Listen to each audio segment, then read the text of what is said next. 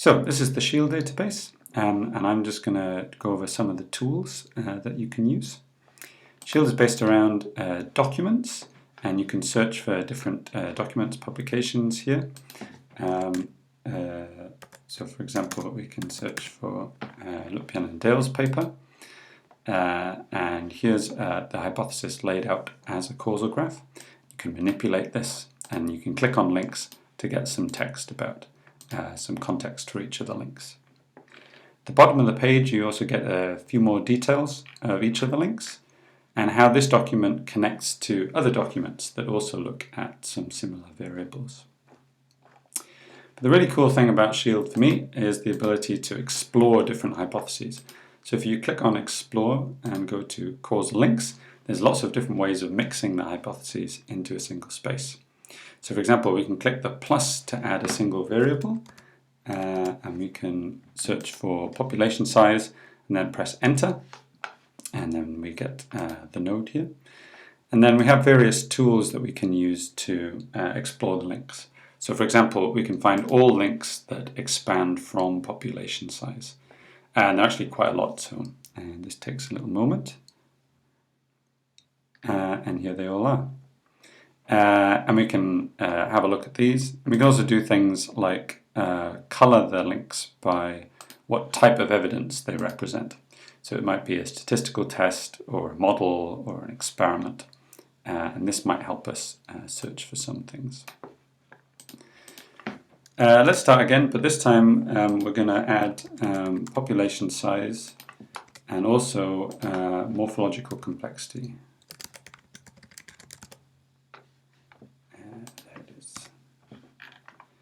If we drag these together, if I click on one and then hold Control or Command, and now they're both selected, I can use the tool to find all the causal paths between the two selected nodes.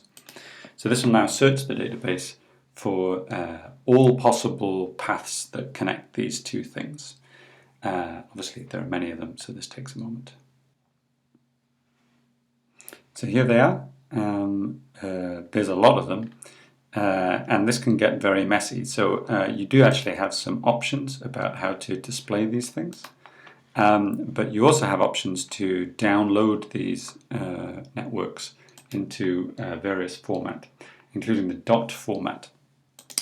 So we can download this, and now if we open this with a program called GraphViz, it'll help us lay out these hypotheses in a more coherent way.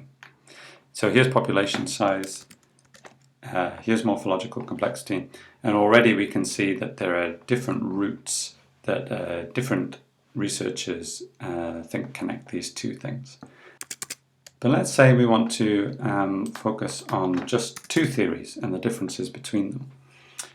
We can do that by adding a document using this button. So we can search for the citation, for example, Dunbar 2004, and another one like Knight, Power and Watts. And now we have both of these theories in the same space once this loads. To help us figure out what's going on, we can color this by document. So now we can see the red is Knight, Power and Watts, and the blue is Dunbar's hypothesis. Now these are pretty complicated hypotheses, and what we'd really like to do is find the critical difference between them. So for example, you can do that by going to Tools and then highlight conflicting edges. When you do that, we find that there's actually only one place where the two hypotheses conflict. They disagree about how gossip affects the formation of alliances. So if this is the critical difference, has anyone else actually explored this? Well, we can use another tool called Find Supporting Evidence for the Current Links, and that will go through the database and try and fill in the gaps. If we go back to this part, we actually find that there's this paper, Rudnicki, Bakker and de Klerk, that actually tests this link, and we can go in and discover that. So here's that paper. It's an experiment that looks at the effect of gossip on cooperation. Anyone can add your own data to CHIELD by using the Add Data app. So here you put in your GitHub username, you paste in some BibTeX information about the document you're coding, and then you can draw your causal links here. So for example, if I want to put in a new hypothesis, I can draw it like this. Logical complexity. And I can now draw a link between population size and morphological complexity. And then I can fill in some extra details here at the bottom. Once you're finished, you can go to Submit and submit it, and this will send it to the GitHub repository for me to check, and then it'll be added to the database.